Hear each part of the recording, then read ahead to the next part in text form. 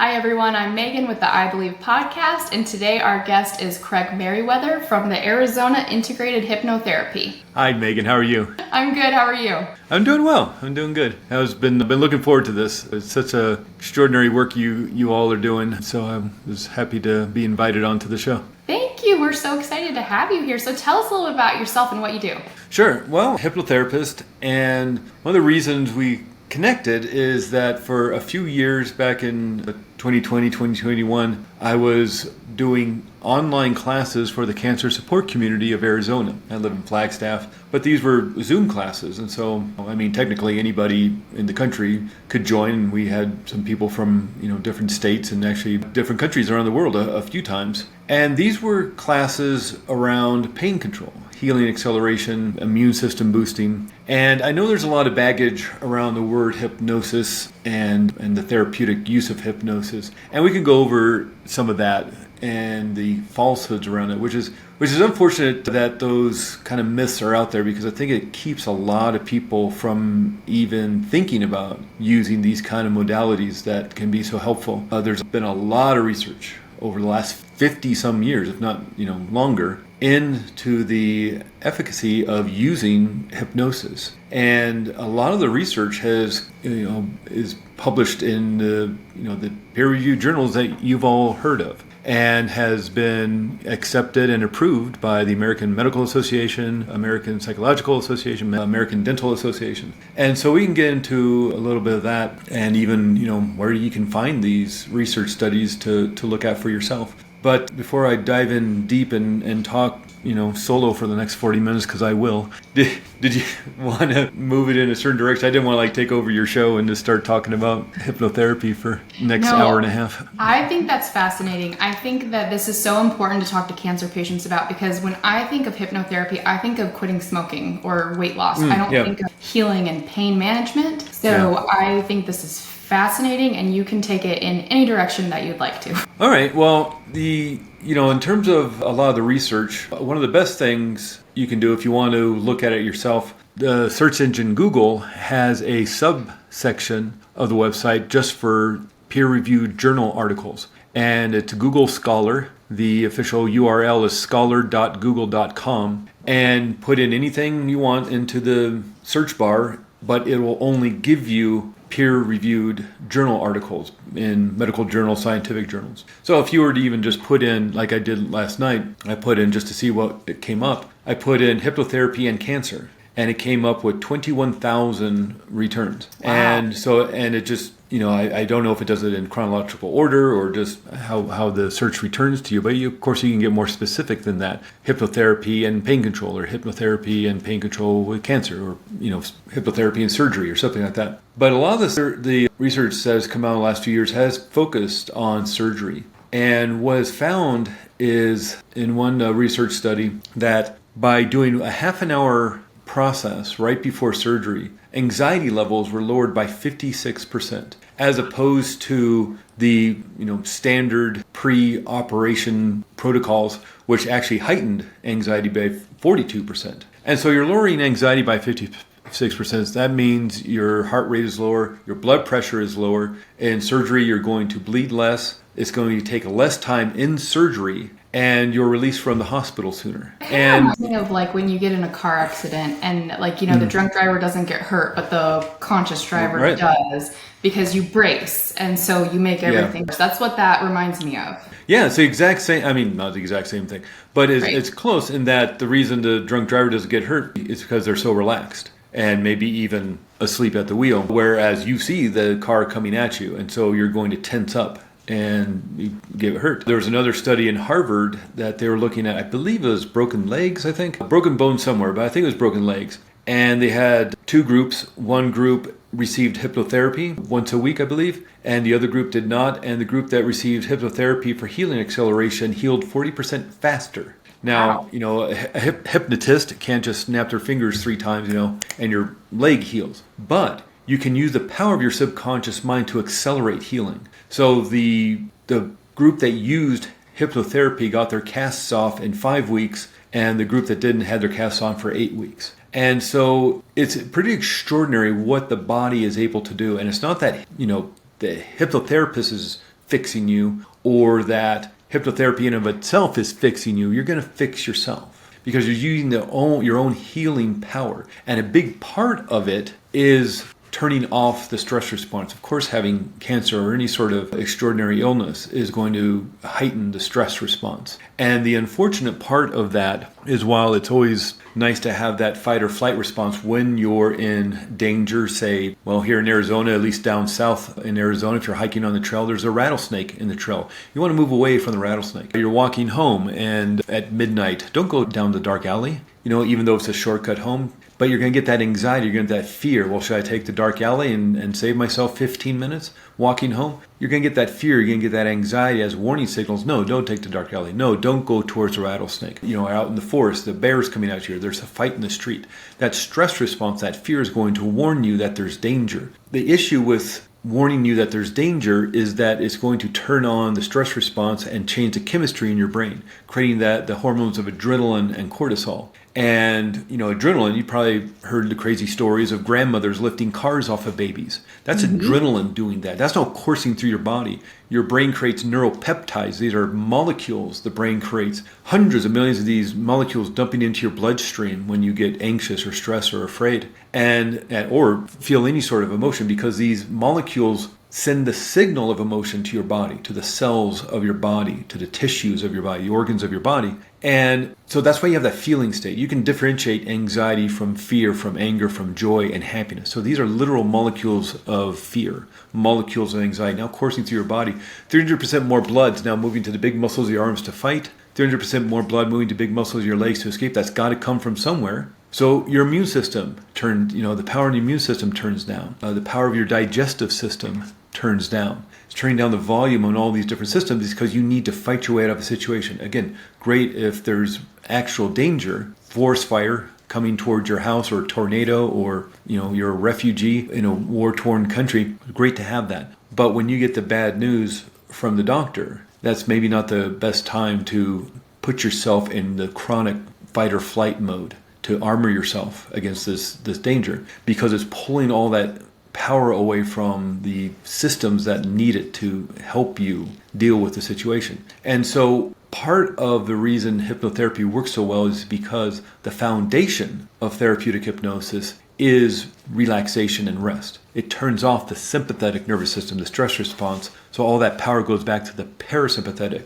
nervous system, the relaxation response. And so all those systems power back up. A great example of this work in terms of physical healing is irritable bowel syndrome. And irritable bowel syndrome, majority of the cases, like 80% of the cases, are due to high stress, anxiety, and hypervigilance. Even the major drug companies admit that. And so there's a research done at the University of North Carolina Medical School back probably 25, maybe even 30 years ago at this point. And they were saying, well, if it's stress and anxiety and hypervigilance that's causing irritable bowel syndrome, wouldn't relaxation techniques be the cure? Turning off the stress response and turning on the relaxation response. So they started their research, and what they found worked best was hypnotherapy, because not only are you relaxing the body, but you're also adding in suggestions to the subconscious mind to heal. Again, hypnotherapy is not doing the healing. The hypnotherapist is not doing the healing. You heal yourself. So you turn off the stress response, all that energy goes back to the digestive system and it corrects itself. And That's what they found in the research they did 30 years ago in that original research was that within 10 weeks, hypnotherapy worked as well as medication, and by the end of the year, hypnotherapy was far superior in results than medication. And medication for irritable bowel syndrome has horrible side effects. So that's just one of those 21,000 results that I just found last night. You can go down the deep rabbit hole, but what this information can help you do is realize you have healing power within you. Yes, absolutely. Stick with your oncologist. Stick with your doctors. This is adjunct therapy, meaning as well as, not instead of. It's not alternative. It's as well as. That's why you do it before surgery. If I'm in a car accident, if I'm fixing the roof and I fall off the roof, take me to the emergency room. Don't take me to a hypnotherapist. But as I'm healing, man, imagine using the power of your subconscious mind to start healing. And it works not just with things like surgery or after, putting your leg in a cast, but things like pain control. You can talk with your subconscious mind and tell the nerve endings in your body, tell the cells in your brain to stop sending the message of pain. And it'll do it. It's extraordinary what the body will do. Even if you don't believe it, it doesn't matter. That's not the part of the mind we're working with. There's an incredible story from the early 90s back in the first war we went to with Iraq. And there's triage units coming off the front line, helicopters taking wounded soldiers to the hospital. And there was one helicopter who had a higher success rate of a lower fatality rate than the other helicopters. So, of course, they want to know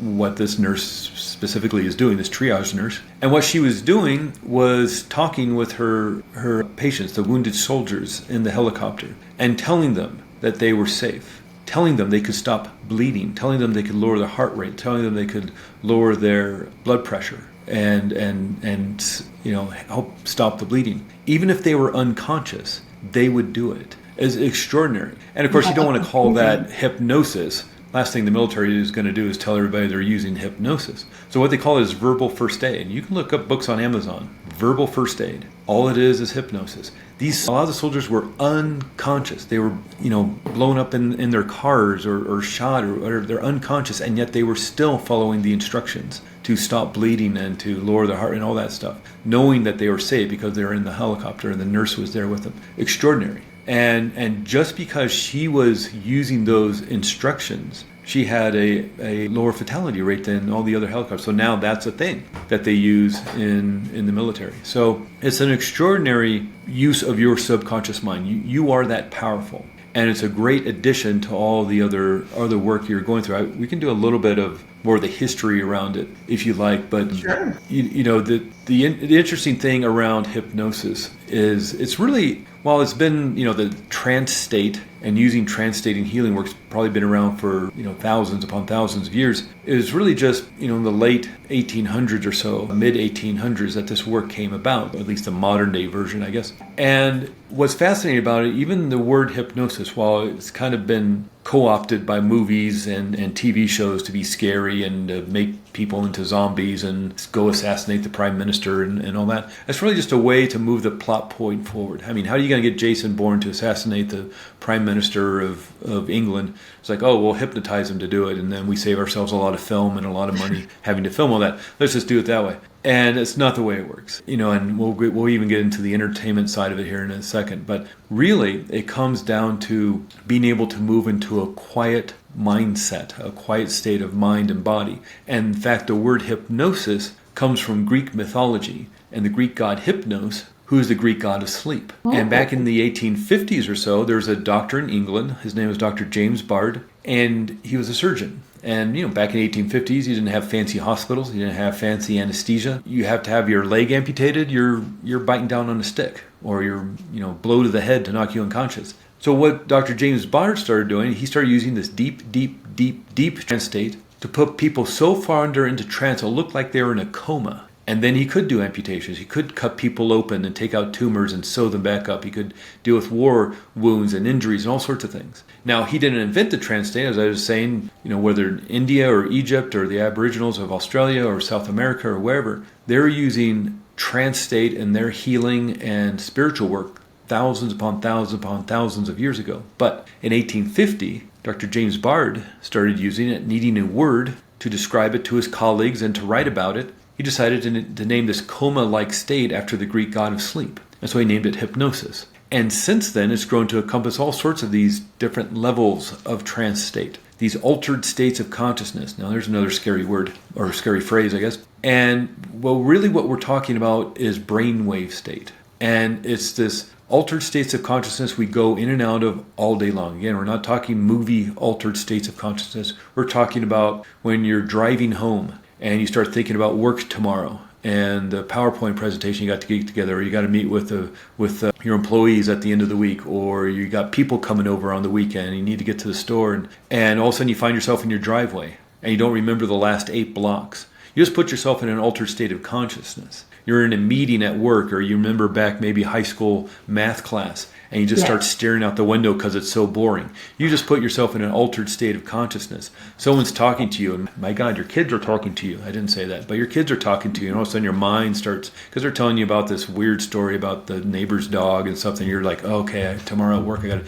You just put yourself in an altered state of consciousness. And so even watching TV puts you in an altered state of consciousness, because again, all we're doing is lowering brainwave state. And the famous ones we learned about in school, beta, alpha, theta, delta. What happens in the brain when you do anything, me waving around my hands, if you're watching this on video, waving around my hand, or walking down the street, or getting a glass of water, or thinking a thought, or feeling emotion, you fire brain cells. And brain cells fire in a wave from back to front to back again. That's one wave. And in the beta brainwave state, that's consciousness. That's what you and I are in, Megan, right now. We're having a conversation. We're listening to each other. And we are firing about 18 cycles per second. Now, if let's say I'm back in high school math class, and I'm listening to a teacher because it's going to be on the test, it's going to be on the final, and I got to do well, got to get a good grade in this class, so I'm paying attention. I'm really listening. I'm really trying hard. But it's so boring for me. I'm paying attention. I'm in the beta brainwave state, and then I just start staring out the window because I'm so bored. I just start doing one of these.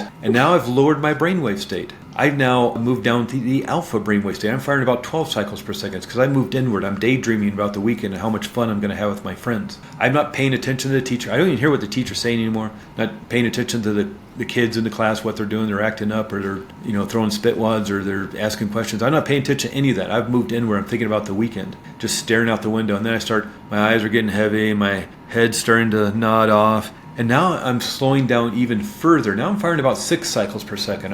I'm in the theta brainwave state. I'm not asleep, but I'm not really awake either. Just like in a Saturday morning when you get to sleep in and you're just kind of that hazy, dreamy state. That's the theta brainwave state. And then a teacher sees me, and pretty soon I'm going to be in delta, firing at 1 cycle per second. I'm asleep, and the teacher sees me and says, "Hey, Craig, why don't you come up here and do the problem on the board?" And now I jolt back awake, and I'm staring at the board, and now I'm really stressed because I wasn't paying attention. All the kids are looking at me, and I don't know how to do the problem. I'm embarrassed. And I'm going to go up there and do the problem. I don't know how to do that. Now I'm firing about 30 cycles per second because I'm stressed. I'm in a stress response. So just in a course of about 6, 7, 8 minutes, I've altered my state of consciousness 3 or 4 times. Just sitting there bored in high school math class. And that's what we do all day long. Whether you're driving home, whether you're in a boring meeting at work, you're standing in line at the grocery store, whatever you're doing, maybe just getting lost on your phone, on Instagram or something, you've altered your state of consciousness, watching a TV show, watching a movie. And so we take advantage of that. And by allowing your mind to relax, your body to relax, and it doesn't even have to be deep relaxation. Hey, there's a loud helicopter and somebody in extraordinary pain, and they were still able to do this work. You can do this work in a crowded airport. Someone's having a panic attack. It's nicer when you're in a recliner with a little bit of a darkened room. It helps the body relax. But by moving into this kind of altered state of consciousness, you're able to access the subconscious mind. And what's fascinating about this work is the reason we can turn on that stress response over and over again, even while we're just at work and we're hearing the monthly accounting meeting and we're starting to get stressed. It's like, it's not dangerous. It's not life-threatening. It's not a fire coming at you. You're not in war. You're not a refugee. You don't have a tornado coming at your house. But you're getting stressed because the mind can't tell the difference between what's real and what's imagined. And it'll change your physiology to match what you're thinking and feeling. And this is most noticeable when you're having a nightmare in the middle of the night. If you've had a nightmare, Megan, maybe if you have kids or your listeners have kids or have had a nightmare, it can be something extraordinarily ridiculous, stupid. It could be something super realistic, like a war veteran having a PTSD dream about the war, even though the war was 30 years ago. Mm-hmm. Or it could be something super ridiculous, like a cheeseburger and his 2 hot dog friends, throwing coconuts at you, chasing you down the street. It's stupid. It's never going to happen. But your mind can't tell whether that's a real threat or an imagined threat. And so it has this kind of shoot first, ask questions later safety protocol, and it'll turn on the stress response. It thinks you're in danger. It's a ridiculous danger, but it can't tell. Its main job is to keep you safe and protected. And so it will turn on the stress response, armor you, 300% more blood moving to big muscle of your arms to fight the cheeseburger. Again, turning down the power, the volume on your immune system, your diet, while in deep sleep. And all because of cheeseburger chasing down the street. So imagine in your waking world what's going on. And so this is part of the work. We use that to our advantage. Again, being able to move into an altered state of consciousness fairly easily, and using the fact that your mind can't tell the difference between what's real and what's imagined. So what if you stood under a waterfall of blue healing energy? Is there such a thing? I don't think so. But what if you imagine you're standing under a beautiful waterfall in a beautiful place in nature, and this blue healing energy is not only washing away all the stress and anxiety from the outside of your body, like you've been working out in the garden all day long and you're hot and sweaty and dirty, it's washing it all away, and then it moves inward and starts washing you on the inside. Is that really happening? No.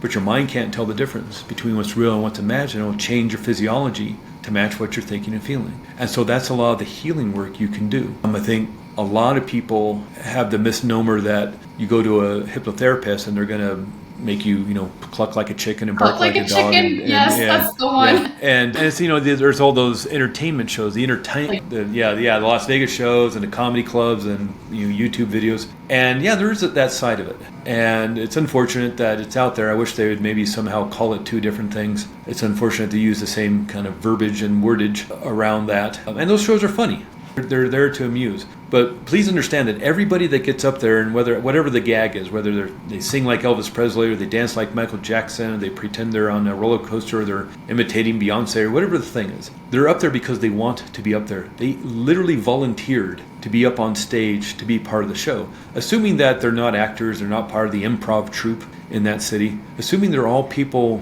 quote unquote, real people from the audience who bought a ticket to the show. They sat in their seat, and when the hypnotist comes out, hey, everybody, here to have a great time. Who wants to come up on stage and have a really fun night? A bunch of people raise their hands. And who's the hypnotist going to pick?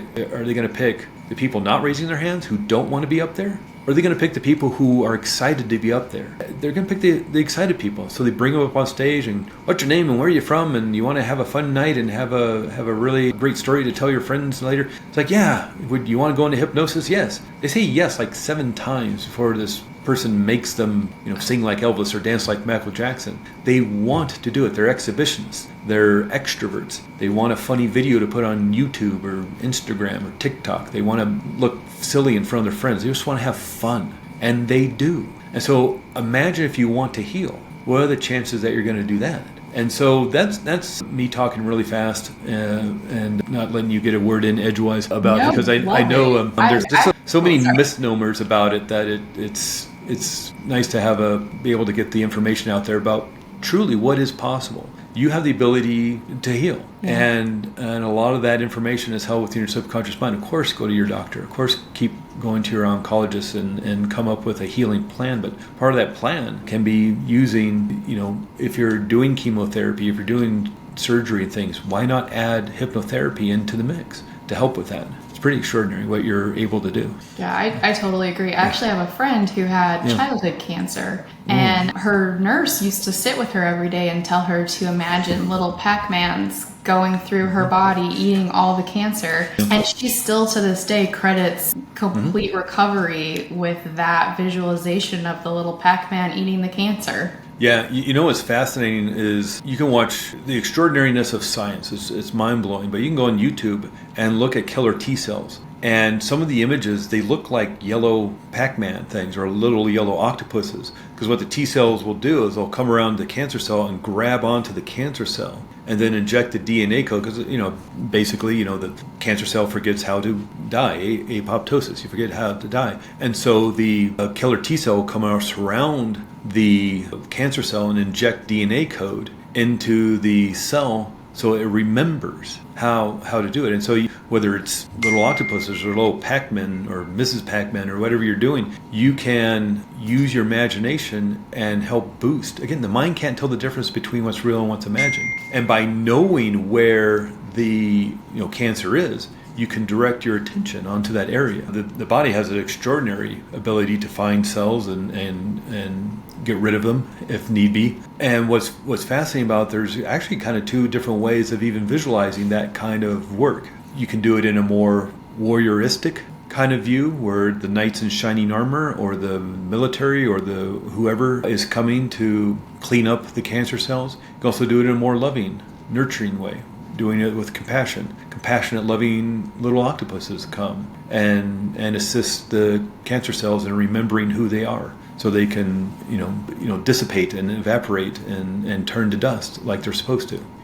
There's all sorts of different ways. You don't have to specifically have Pac-Man or octopuses. It could be whatever. It could be a laser. It could be, again, blue healing energy moving through your body. It could be a vacuum. Pretend that the center of the earth, vacuum tubes are coming up from the center of the earth, attaching to the bottom of your feet and just sucking out all the gunk and the junk and the cancer cell or whatever it is. It's your imagination.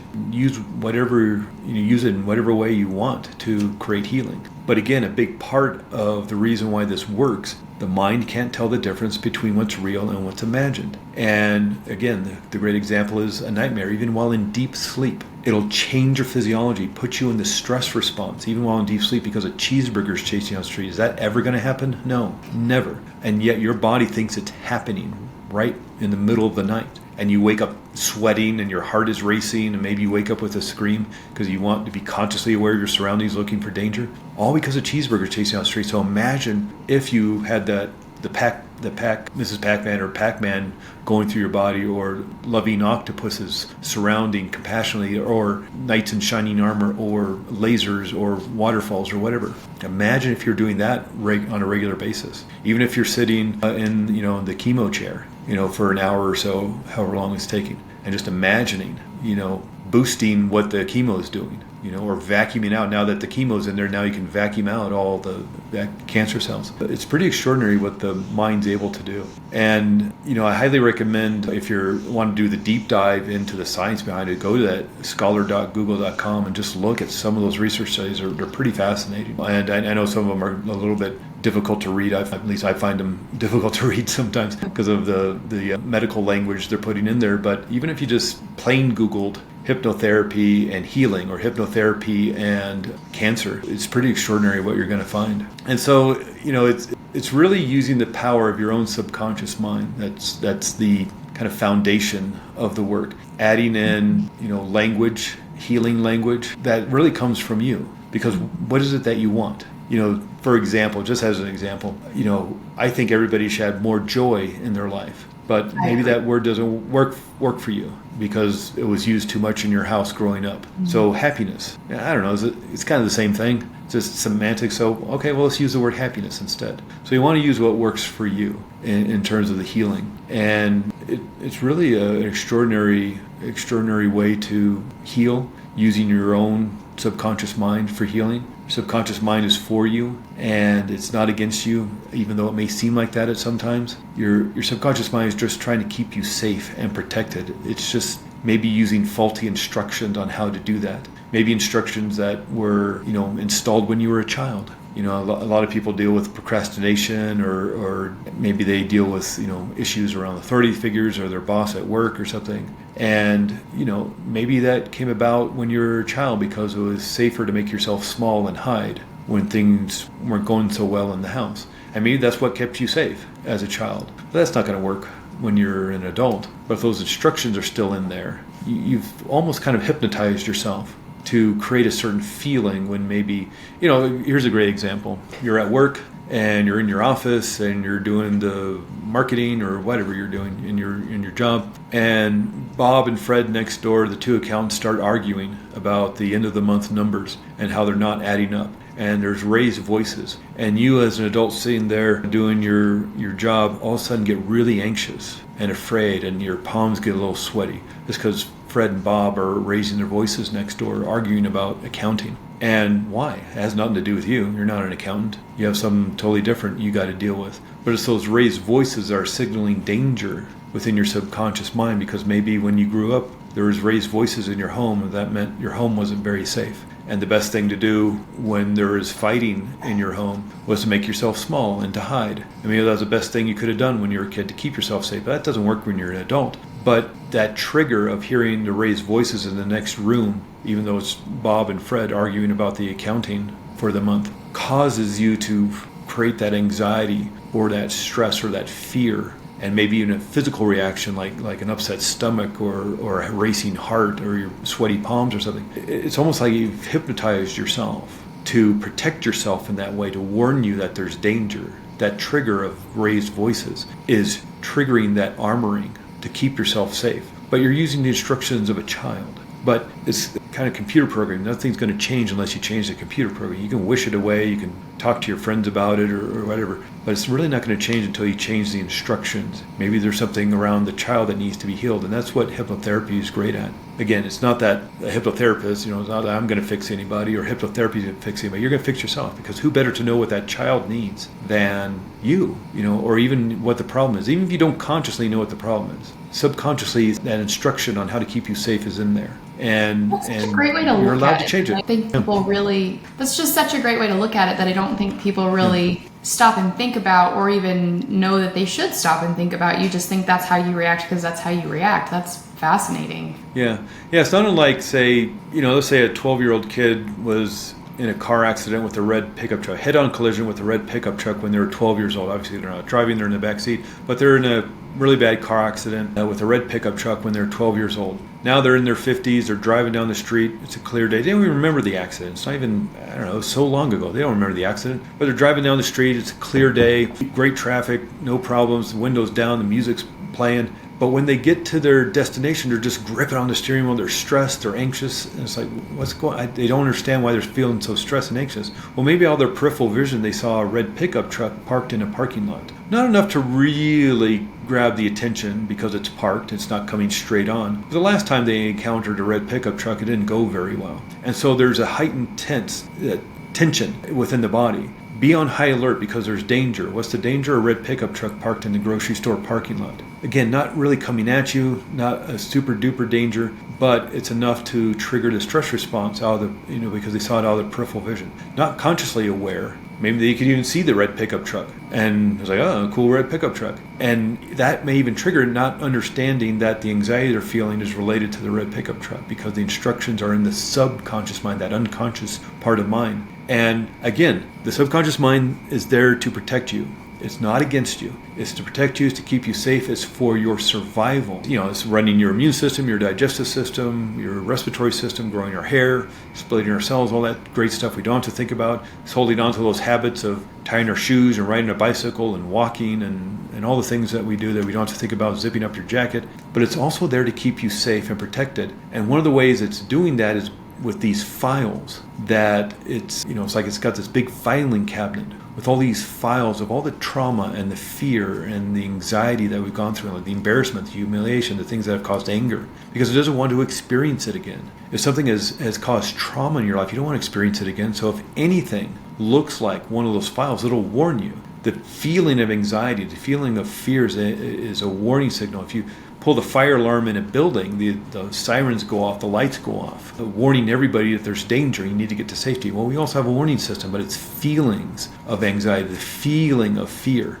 And it will turn on automatically if the subconscious mind thinks there's danger in your external environment. Real or imagined, doesn't matter. It just wants to keep you safe. That's the subconscious mind. It's a very highly emotionalized mind trying to keep you safe. The conscious mind, that's the logical mind, the analytical mind, the part of mind that creates your goals and the plans to achieve your goals and the willpower to go after those goals. That's the conscious mind. But what neuroscience says is that conscious mind only makes up 5% of mind. Subconscious mind makes up 95% of mind. So whenever there's conflict between the logical mind and the emotional mind wins every time. And that's why you can get frustrated. It's like, well, I'm analyzing this situation and logically looking at it, I don't understand why I feel afraid when Bob and Fred start yelling at each other because they don't get along. It's like, well, it has nothing to do with logic. You can analyze it all day long, and that's what I think a lot of people get frustrated with talk therapy, which is a great healing modality. It creates a lot of healing, creates a lot of help. But sometimes I think people get frustrated with it is because they're logically analyzing the situation and they're still, feeling anxious or afraid or worried or overwhelmed or angry. And it doesn't make any sense. It's like, no, of course, that's not part of the mind that's in charge. It's the non-rational subconscious mind that's just using instructions on how to keep you safe. And again, those instructions may have been developed when you were a child. And of course, they're not going to work well when you're an adult. But it's sort of like if you, Megan, are writing an accounting program for your business, let's say, and you put in there 2 + 2 = 5. Well, it doesn't matter, how much you type on your keyboard or how much you slam your keyboard with your fist out of frustration, or you talk to your friend about it, or you rant to your counselor about how unfair it is that 2 + 2 = 5, or, you take a marker and write on your computer screen 2 + 2 = 4. It's not until you go into the computer code, you look through all those lines of code, you say, oh, there it is, 2 + 2 = 5. That's weird. You delete it, you amend it, you edit it, whatever you need to do, and you put in 2 + 2 = 4, press save. Now your equations equal out. And that's kind of the difference. Talking about that situation isn't going to change anything. You just need to change the code. And that's what hypnotherapy helps you do. Love that. Yeah. Great way to sum it up. Yeah. And so we all have the ability to do this work. I know there's a lot on the more intellectual side of this work. When it gets studied in the universities and things like that, they like to have their tests to see how susceptible you are to being hypnotized, and if you're a good candidate for hypnotherapy. Everybody's a good candidate. Everybody. Because in and of itself, you're probably hypnotized yourself already. The person grabbing the cigarette too when they're stressed and not even thinking about it, they've hypnotized themselves to self-soothe by grabbing a cigarette, even though logically that makes absolutely no sense. There are other more resourceful ways of dealing with stress than grabbing a cigarette or grabbing that drink.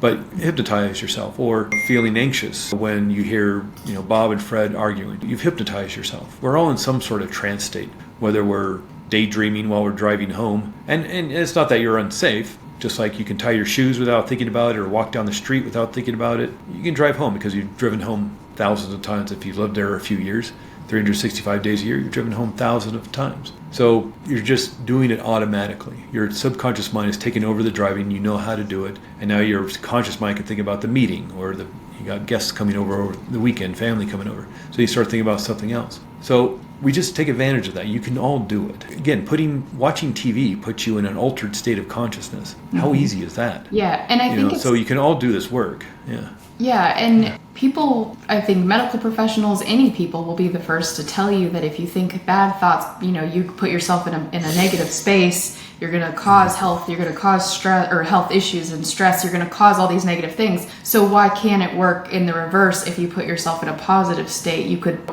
start the healing and go the other direction. It makes perfect sense. Yeah, and that is a absolutely great point. And a big issue with the negative thinking is what you practice, you get better at. What is strongest within your mind is what you do over and over again. And of course, we know this when you played piano, or you learned how to play the guitar, or you learned a foreign language, or you learned dance, you learned martial arts, you learned how to walk as a kid. What you practice, you get better at. Well, what if you're practicing anxiety? What if you're practicing fear? Are you not literally just going to wire that into your brain and just get really, really... We all know those people, the angry people, whether they're coworkers or maybe family members, or that friend of yours who just at the drop of a hat gets super angry, gets enraged. And for whatever reason, they armor themselves with anger, maybe as a child. Again, maybe that's the best thing they could have done to keep themselves safe. But they've practiced, they've rehearsed so many times, and now it's just automatic. They've hypnotized themselves to create anger in a situation that doesn't call for anger, And so we all have these ways of kind of hypnotizing ourselves to think and feel certain ways in certain situations. So you can do it. So now it's just doing it on purpose. And think how many people think that every time they feel sad or they do something good, they need to reward themselves with a cupcake, or because as children that was, oh, you did a good job on your test, we'll go get ice cream. And so I think a lot of adults are battling that, and it fits right into that you've trained yourself that's what you need. Yeah, and that's a great point. And it's like the person who logically comes up with a solution to their health problems. Like, let's say they want to lose weight. There's a great New Year's resolution. You want to lose some weight. And good, get healthy. It's logical. You can analyze the situation. You need to lose a few pounds. And so you create a goal of losing, 20 pounds in 3 months. That's a pretty achievable goal. And you create a plan, the exercise plan, the eating plan. You have the willpower to get up an hour early before work to go to the gym. And then at 10 o'clock at night, you're eating a pint of Ben & Jerry's. And logically, that makes absolutely no sense for your goals, for your plans. Mm-hmm. But maybe you had a really bad day. And when you had a bad day at school when you were a kid, maybe you were being picked on. And to make you feel better, mom would give you ice cream. And now you've linked eating ice cream with feeling better, with being nurtured and being nourished with not ice cream, but with love and being cared for. And so you had a bad day. And at 10 o'clock at night, you're tired, you got decision fatigue, and losing weight's tomorrow's problem. You need to feel better now. And what's going to make you feel better? Ice cream. Is that logical? Is that in any way, are you able to analyze that and come to any logical conclusion on why that's a good idea? No, but that's not the part of the mind that's in charge. You need to feel better. And the way to keep you feeling safe and calm and comfortable is eating ice cream. Again, not logical, but you're using the instructions placed in there maybe by a child. And until you change those instructions, whenever you have a bad day, you might be eating ice cream at midnight, just trying to make yourself feel better, even though you spent an hour in the gym that day trying to lose weight. Doesn't make any sense. But again, that's not the part of the mind that's working, and that's why maybe talking about it is not going to help. You just go to your friend, take a walk with your friend the next day, or I did it again. I'm so frustrated with myself. I'm so angry with myself. And then there's what you were just talking about. Now you're down on yourself. You're feeling bad about yourself. And if you keep practicing that, you just get in this loop. Yeah. And so hypnotherapy can do a lot of help with that. But there's also, and really quick, because I know I've been talking a lot. I apologize for taking over your show, but I appreciate you allowing this, because I know there's so much information out there about hypnotherapy that is wrong, and I appreciate the ability to talk about it. I've been talking about it, so you just keep on going. You're good. Okay. There's a certain relentlessness to this work of feeling better, and especially when you're sick. I know that's hard, but there's a certain relentlessness to joy and happiness and love and compassion and caring and feeling good and being comfortable. What you practice, you get better at. And a great example of this is the Dalai Lama. I'm sure a lot of your watchers and listeners know the Dalai Lama, head of the Tibetan Buddhist spiritual community. And he's 89 years old, probably 90 at this point, and he still meditates every day. And you read his books, and he talks about the anger and the despair and the sorrow of what's going on in Tibet. Chinese government is still bulldozing out his monasteries to, build roads and buildings, and mostly just to give him the middle finger.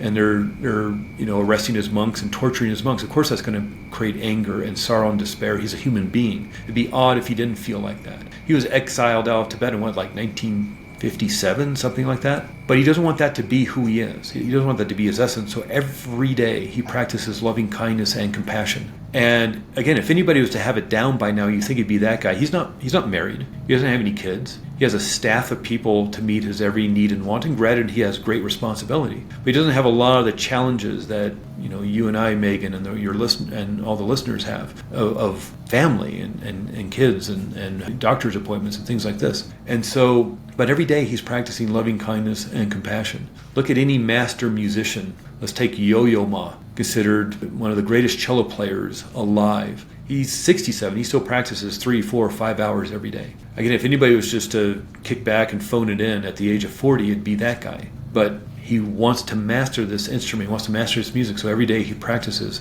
A dancer, expert in martial arts, a black belt in judo or taekwondo. They're going to practice every day. And so you just kind of have to look at your life and say, what are you practicing? And maybe you're practicing anxiety. Maybe you're practicing anger or fear. And that's got to stop, because you're literally just wiring that into your brain. You're wiring it into your body, into your nervous system. And I know it's scary situations. We're on a cancer show. And so I'm guessing a lot of the people either have family members or are struggling with it themselves. And that's scary. But it's also that idea, the more you practice something, the better you're going to get at it. And there's a certain relentlessness, just like, it's going to the gym. So you want to bulk up and get in shape, look like a Marvel superhero. You got to go to the gym every day. You just don't get to go to a personal trainer once and work out at the gym once and you're set for life. Don't we wish? Your physical health in terms of that. Yeah, I wish. But you have to go to the gym every day. And what about your mental health? What about your emotional health?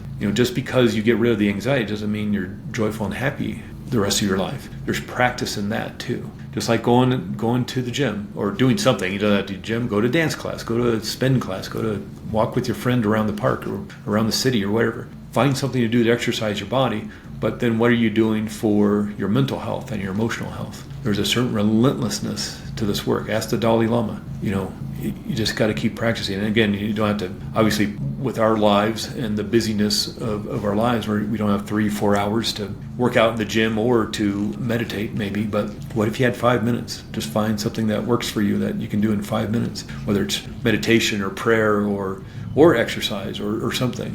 Whatever it is for you that works best for you.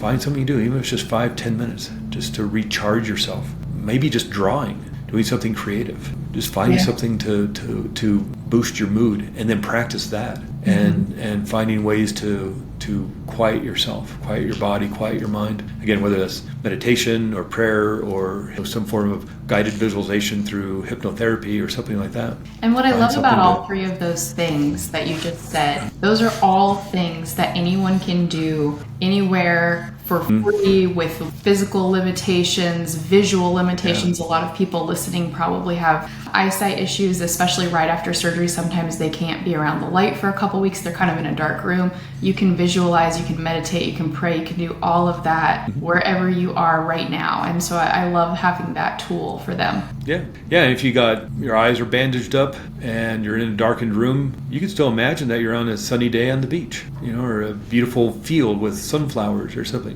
And imagine what that's going to do to your body, thinking that you're out on a beautiful sunny day, even though you're not. Just like getting chased down the street by a cheeseburger, that's not happening. And yet it literally changed how you felt in your body, even while during deep sleep. So imagine you're just kind of maybe kicking back in a chair, lying down on the bed or whatever, and imagining you're in a beautiful, beautiful, safe place.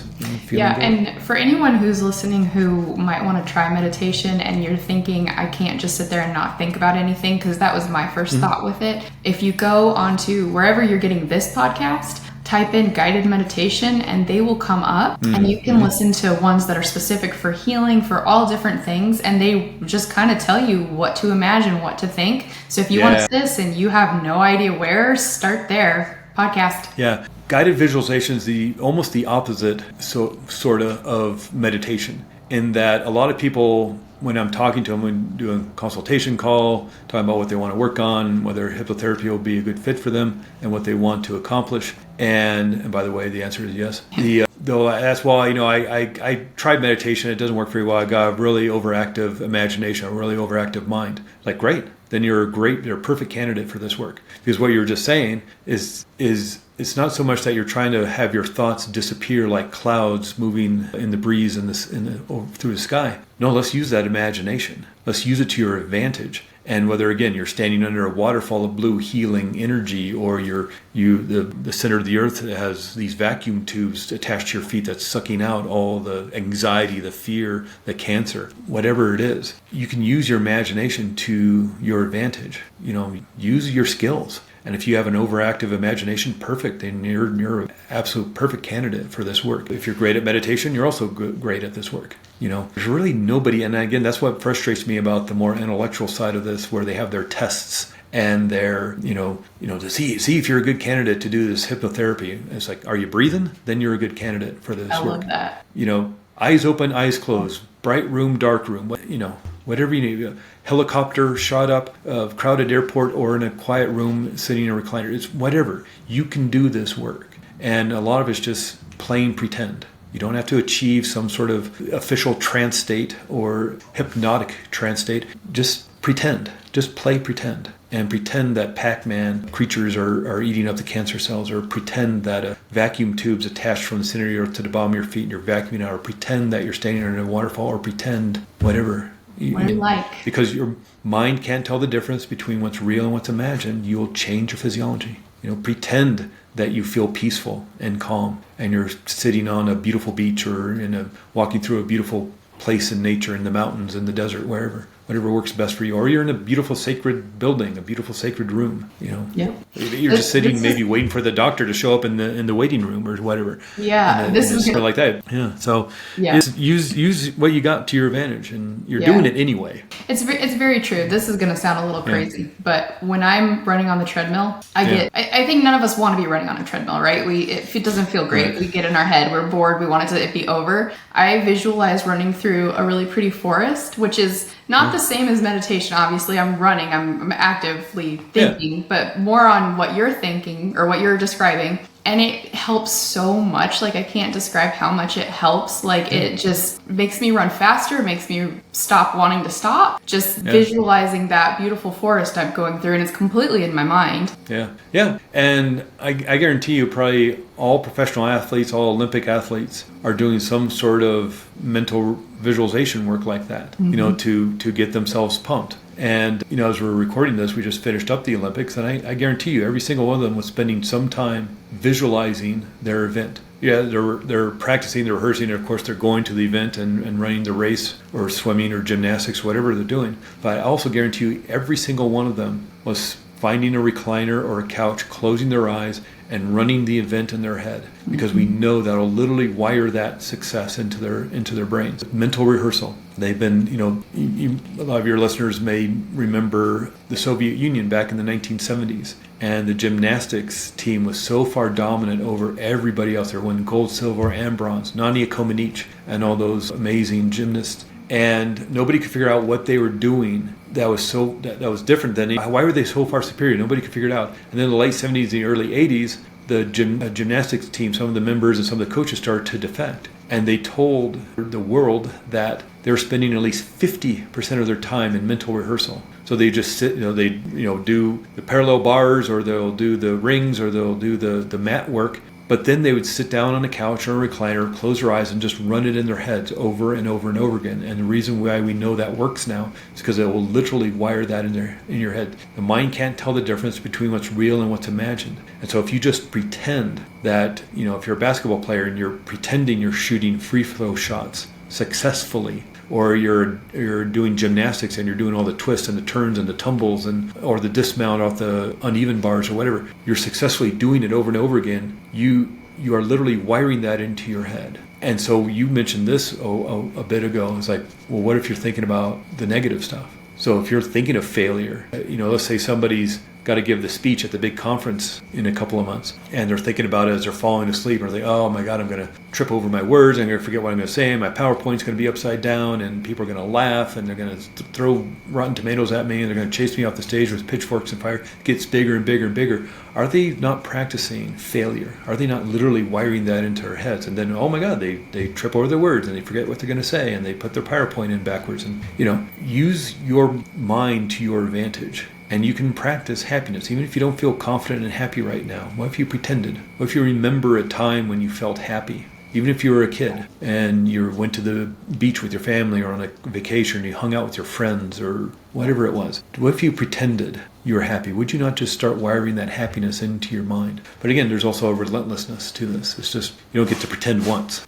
Ask the Dalai Lama when you stop doing this work. You got to just keep on keeping on, I guess. Yeah, that makes sense. And it's like baseball players. It's all, they say the game's all mental, and when they get in a rut, it's all mental, and then they can't do anything because they think they can't do anything. Yeah. Well, a great example of that's Tiger Woods from home. And that was probably, 20 years ago. If anybody listening is a big golf fan, you remember Tiger Woods. He didn't all of a sudden forget how to swing a golf club. He didn't forget how to hit the ball or putt or do any putting. He was screwing up in his family life, and it was creating an extraordinary amount of stress in his life. On top of the, being maybe not the richest family in the world, and now he's, hundreds and hundreds of millions of dollars, and the pressure around just being one of the best, and all that went along with being Tiger Woods. The stress, the pressure, the family issues he was creating in his life. He didn't all of a sudden forget how to play golf. It just affected his mental game. And golf is probably, for all the golfers out there listening, it's something probably like 98% mental, and so it affected his game greatly for 10, 15 years. And so that was a great example, whether you're a baseball player, a golfer, or something else, if you lose that mental edge, your performance is going down the drain, Absolutely. And so that's why I guarantee you probably every single, professional athlete and every single Olympic athlete is mentally rehearsing. They're spending time, at the very least, as they're falling asleep at night, daydreaming about the success they're going to achieve, crossing the finish line first, diving into the pool a hundredth of a second before all the other swimmers, or, the twists, the turns, the tumbles of being on the mat doing the gymnastics routine, the dismount off the uneven bars. You're rehearsing it over and over in your mind because it's literally wiring that success into your brain. So you got to catch yourself. What if you're practicing feeling bad? Are you not literally just wiring that into your nervous system, into your brain? Yeah, that's fascinating. Lots to think about. I know. It is definitely. I hope a lot of people listening right now are just like mind blown that like you do have this power. It's in you, and you can do this. Yeah. And that's what, again, there's nothing magical or mystical about this work. It's not what you see in the movies and TV. It's not what you see. Well, the therapeutic side of this is not what you see on the entertainment side. If I could make people do anything I wanted them to do, then a smoking cessation would be 100% guarantee. Sure. But the reason a lot of that doesn't work is because they don't want to quit smoking. They come because their spouse wants them to quit smoking, but they don't. And so guess what? They don't. Or, if I could make people do anything I wanted to do, I'd be making $1,000 a session because everybody would be cutting me huge checks, but they'd be big tippers. I can't make people do that. Yeah, be big tippers. And so you can't make anybody do anything they don't want to do. So when you see somebody up on the stage, whether it's a Las Vegas show or a comedy club or a YouTube video, they're doing that because they want to.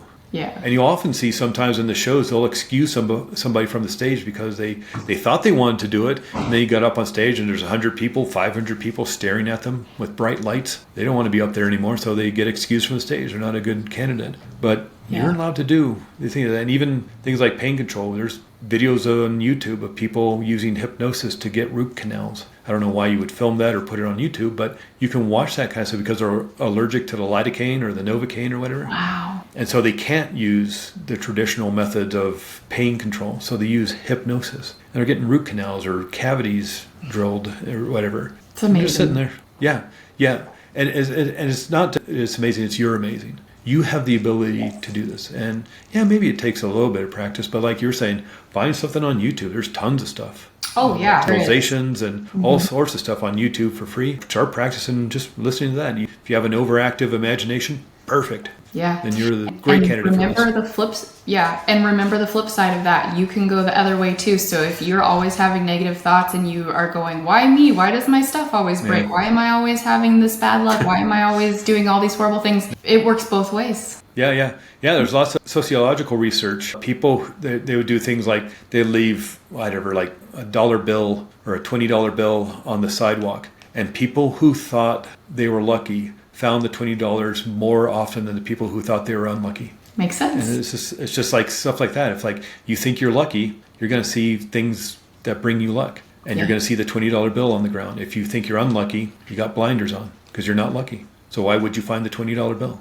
And then when you think about that, it can be a little discouraging, but it also can be very empowering. Because if you realize that the world isn't against you, but that, you have some health issues and some maybe extraordinary health issues right now, but that you are in control of how you feel about yourself, and I'm not saying that's easy, but, and there's a certain relentlessness to it, but you're allowed to feel however you want to feel, even under extraordinary circumstances. Yep. I think that's all I have to say about the matter. Took over your show for an hour, so. Well, I am so glad that you did because this was fascinating and I hope a lot of people really are taking away a big, challenge to look on the positive and do some visualization and see what you can do with this. And, if you can shift your mindset a little bit and focus on feeling better, then, if one person does it, then hey, this was worth it. Yeah.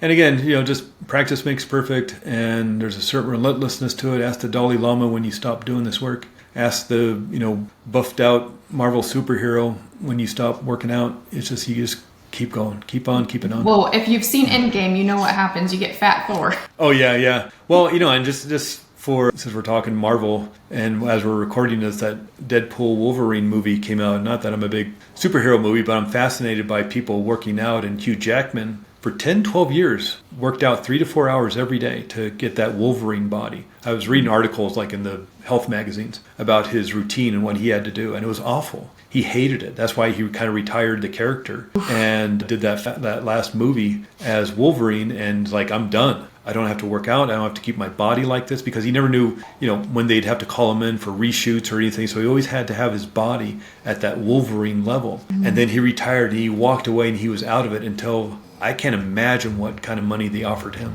to start working out like that, to be in a new movie 10 years later. Now he's in his 60s. Wow. And to get his body back like that, the check they had to write him in order to do that. But again, he did it. But there's a certain relentlessness to having to get your body out of that. So what does that mean for your mental health? What does that mean for your emotional health? You can get there, but you have to practice. And whether it's just doing it on your own or visualization or using a YouTube video or maybe recording, I'm sure there's all sorts of things on Spotify and you can download from iTunes and things, let alone working with somebody. So just do what's best for you and just keep working at it and finding the things that work best for you. Absolutely. Do you want to leave us a link or anything we can find you at? Sure. And I'm in Flagstaff, Arizona. I do most of my stuff over Zoom, like a lot of people since the COVID era, which was kind of nice because now I get to work with people around the country. And Arizona Integrative Hypnotherapy is the name. I like to pick complicated names that people can't remember or can't spell. So Arizona Integrated Hypnotherapy. But if you wanted to find me specifically, if you went to Google and looked up Flagstaff Hypnosis, because I live in Flagstaff, Arizona, you'll find me at Arizona Integrated Hypnotherapy, or just, if you know how to spell it, write that all. We can link it in the show notes. And link it in the show notes. And if you're thinking about working with a hypnotherapist, my big tip for you is, one, obviously in person is great, but it works very, very, very well over Zoom. I'm sure a lot of people have done doctors' consultations and appointments over Zoom, and maybe talk therapy over Zoom. Works very well over Zoom. Even the research shows that Zoom sessions work as well as, and some research has even shown Zoom sessions work better than in-person sessions because people feel comfortable and relaxed in their homes. They feel safe in their homes. So these are more comfortable, so it works better. But if you're specifically looking for a hypnotherapist, just make sure they have the education. A lot of people just do a handful of video classes over a weekend and call themselves a hypnotherapist. So make sure they have the background and the education, that they know what they're doing. And if they don't list out their education, that's a big red flag. That maybe they just did a handful of videos on their own time. But look for somebody who has great education. Hypnotherapy Academy of America is that's where I went to get my education, a real school, and I got my training there. It's an extraordinary school. So find somebody who's gone to that school or has a extraordinary educational background in this work, and that's the person to work with. That's perfect. Well, thank you, Craig, so much for joining us. Yeah, you're welcome, Megan. I appreciate you inviting me on the show and letting me take over for an hour and whatever it's been, 15 minutes. So, absolutely. And thank you for all of your expertise and your time. I mean, this means so much to us that you're sharing this with us. Yeah, and I appreciate it because I know this has a lot of baggage, so I appreciate the courage and trust in inviting me on your show. But for everybody who was listening to this entire thing, and you're at the end here, I appreciate your trust in letting me talk about this for an hour or so. Yeah, well, this has been wonderful, and I'm really excited about this episode. I think this is definitely something that will appeal to a lot of our listeners and just be really beneficial. So that's the whole point. So we're really grateful to have you today. And to all of you out there listening, thank you for tuning in. Please like and subscribe. The more subscribers, the more we can reach people and the more good work we can do. So it really does make a difference. It really does help us. So if you're on YouTube watching or you're on any platform listening, please follow, subscribe, whatever you can do. We have a newsletter. You can go to our website, acureinsight.org, and sign up for our newsletter. We also have Zoom support groups you can join. And we have the 5Ks all over the country. You can join virtually or in person. Everyone gets a swag bag with a medal. And if you have OM, you get a special survivor medal, but you have to be in person for that one. So we have a lot going on. Check out the website, sign up for the newsletter, and hopefully we will see you at the next episode. So thanks everyone for watching. We'll see you next time.